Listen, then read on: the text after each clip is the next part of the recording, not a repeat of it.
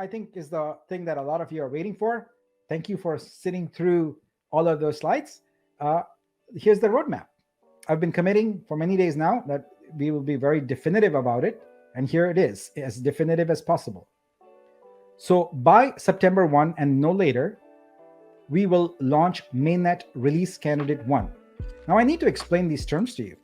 In the world of software, when the software is going through the development process and then finally the testing process and finally the QA and release process, it goes through phases.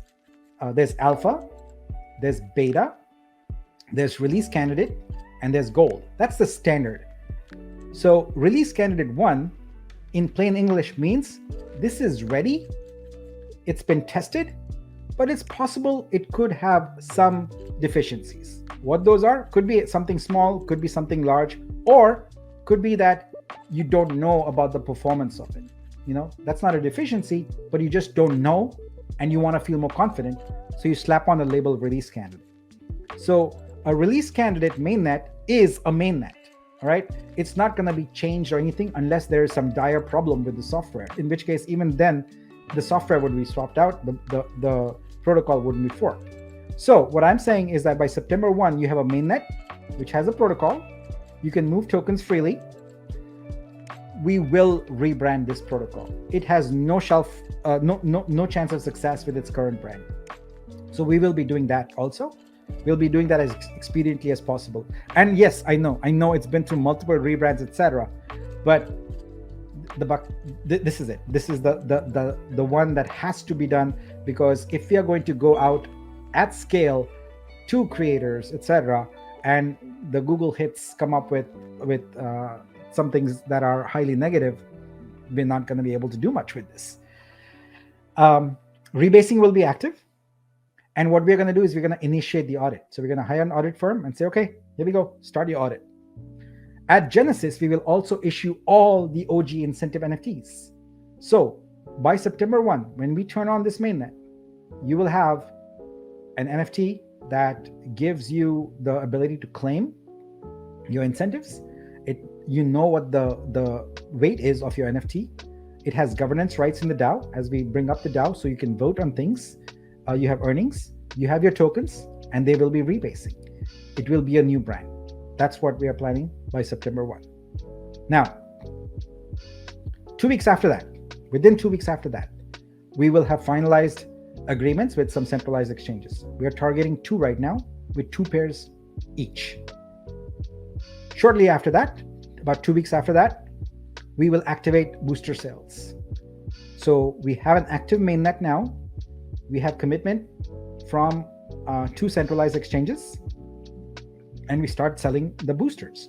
We create a marketing campaign to target everybody, the existing OGs and also new users. On the right-hand column, you can see how many validators are active. So for release candidate 1, we'll have 4 active, and what we'll do is gradually grow to about 10. So we'll start adding them on as we go. Now, this is a juncture where I want to pause slightly and address one issue that has come up repeatedly.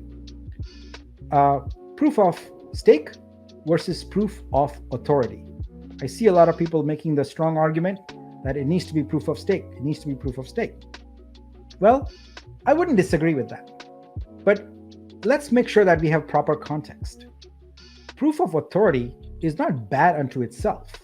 It's a problem when A, the number of nodes are small, and B, the number of nodes are highly controlled by an entity or a couple of entities, etc. That's centralized, right? That's not exactly a decentralized network. In our scenario, it's important to realize that we have 500 community members owning the nodes. That is way more decentralized than Binance, for example, which has 21 nodes that are picked in each round robin. So I think it's a misnomer to automatically say that, oh, it's not decentralized. Well, 500 nodes is a pretty decentralized blockchain protocol. Now, I'll give you that a proof of stake model is better because it's easier from a public sort of decentralized standpoint. However, it is more complicated to run a validator node as a proof of stake because you have to run 3 services versus as proof of authority where you run 1 service. We know from our current experience that the validators that are there in the ecosystem, they aren't necessarily sort of source kind of know how to script developer kind of DevOps folks. So if we increase the complexity of sort of bringing on or bringing up a validator node, we also lengthen our time to activate mainnet. So my thinking on the proof of authority versus proof of stake is very pragmatic. We start off with proof of authority, we have some capital, we then leverage that to create a pathway to proof of stake. It is not urgent to move to proof of stake today. It doesn't change anything in terms of the protocol, its functionality, etc. Maybe it makes you trust it a little bit more, but once you know that there are 500 nodes, maybe that trust is already there. But so as a tech leader, as someone who has this scenario in front of them and all the constraints, I would say that it would be the most foolish mistake in the world to try to go to proof of stake right now before mainnet. We would never make it. It would just stretch it out much longer. And the ROI, think ROI, the ROI on it, negligible at best. So what's better is to get to mainnet, get some traction, get these things moving in parallel, and have a DAO committee, a DAO council work on a pathway to getting to proof of stake, and then activate that and make that happen. Ethereum did that. It transitioned from proof of work to proof of stake.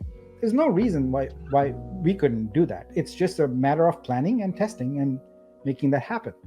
So I stopped midway because that thought came into my mind. All right, so continuing with the roadmap here, when we hit $1 million in booster sales, that's the trigger for going to release candidate 2 of mainnet. And when we do that, contemporaneously with that, we have the bridge, we have the centralized exchanges active, we launch Poet on there, and we launch a campaign to onboard 25,000 creatives on there. So that would be a very creative campaign that we run, and we create the incentives, etc., to bring them on board.